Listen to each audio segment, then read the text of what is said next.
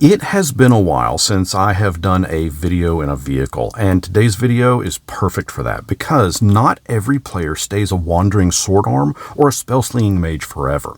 Some through trials of fire and brimstone, some through wisdom gained in failed rolls at the table, some through simple frustration of an overpowering dungeon master, evolve into something greater. GameMasters here, and simply put, if you've ever considered becoming a dungeon master, a storyteller, or whatever the authoritative role in your game of choice is, today's video is for you. It's not going to be chock full of advice and how-tos, but rather, this video is simply me telling you that if you've been on the fence about becoming a DM, do it. Become that DM. One day, either by choice or by destiny's design, your adventures as a player may simply lead you to the other side of the screen. But the best part is, there are many paths to take in getting there. A lot of players are thrust into greatness simply because they have experienced a bad DM. They felt that they could orchestrate a story better, or at the very least, be more kind to the players at the table. Others find themselves taking on the role of Dungeon Master because the one that the group had ended up changing jobs, or getting married, or for some other reason could no longer run the game. So, someone had to step up and take the reins.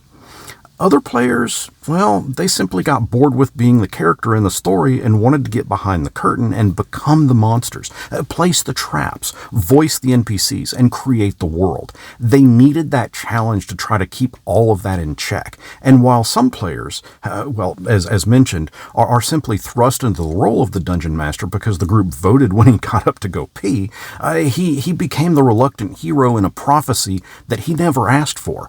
But nonetheless, he is going to do what he can to make it work. Yes, it can be a scary leap to make. You've spent years taking control of just your character, and by becoming the DM, your level of responsibility is going to skyrocket. And knowing this, you'll be a little more prepared for the day that you wield the Dungeon Master's Guide, the DM screen, and of course, some of those special dice that no one else is ever allowed to touch. But you do have kind of a difficult choice to make.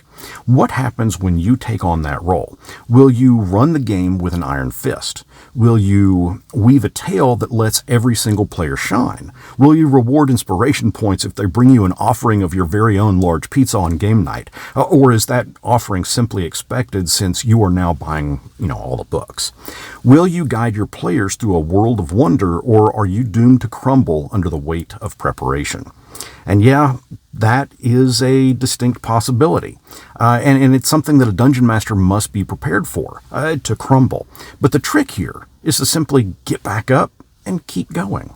If you find yourself being placed in the DM seat, ask yourself, are you ready to shape the story, not as a player or a character, but as the architect of the universe itself? The moment you step up, not as the hero of the tale, but as the master, as its dungeon master or storyteller or game master, smile and take pride in the large world that you've just stepped into, because that day will come. It's up to you to rise to the challenge, so steel your mind, sharpen your wit and your pencils, and prepare for the day that you step beyond the player seat and into the realm of world building. The dice will be in your hands. The fate of heroes will rest upon your words. Simply put, will you forge an adventure, a campaign, or a multiverse? That choice is yours to make. Until next our paths cross, may your tales of adventure be unforgettable.